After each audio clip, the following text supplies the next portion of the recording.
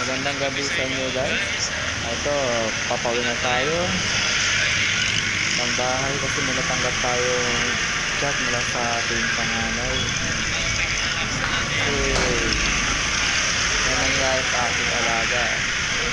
Dapat mamaya pa ako uwi kasi hindi pa tapos yung ginagawa ko. So, yun nga. Medyo nakakalungkot kasi mababawasan yung alaga natin na pinakita sa akin yung video. Nangihina na siya. Kaya yun, titignan natin kung ano magagawa natin ng paraan.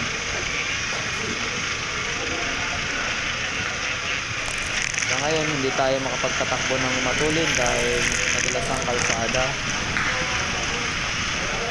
Umuulan-ulan kasi dyan guys. Tsaka basa-basa. Kaya kunting treno natin, madulas yung gulong natin, umi-slide siya.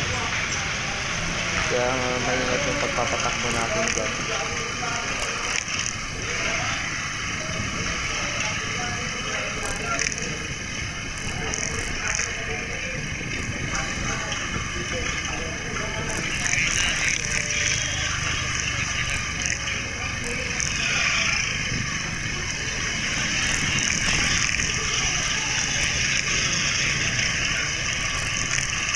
Yan guys, nangihina yung ating manok ngayon.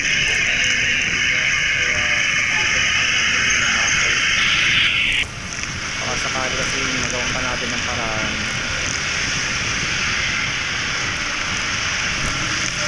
Hindi ko alam kung ano nangyari kasi sabi nung nag-aalaga sa bahay, malakas pa raw yun. Pero bigla na lang siya naging off na din guys.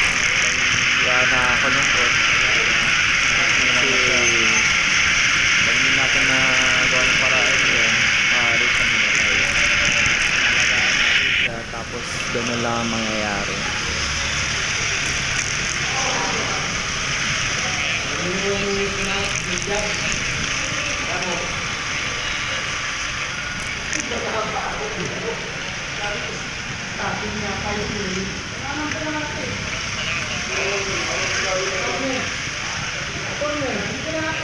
Nakapanghinayang guys kapag may nawawalan tayo ng alaga, may nababawas sa kanila.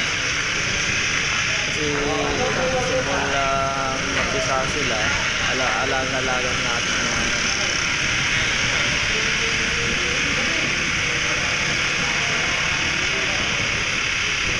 Kaya mamaya ang gagawin ko kasi panay ang ulan, talagang lalapuan sila ng mga sakit. Kaya kung may time pa mamaya, ayos yung mga kulungan niya para ikukulong na sila. Iwas rin sa sakit.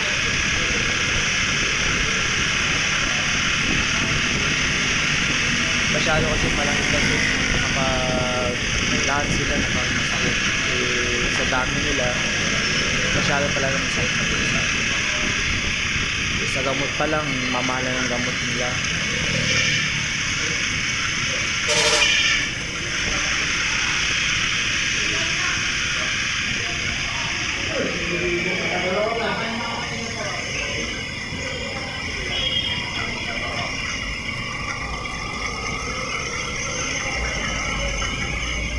Kaya yun, medyo malayo pa ang gabiyahin natin kasi galing pa tayo ng Payatas. Punta tayo ng Antulo.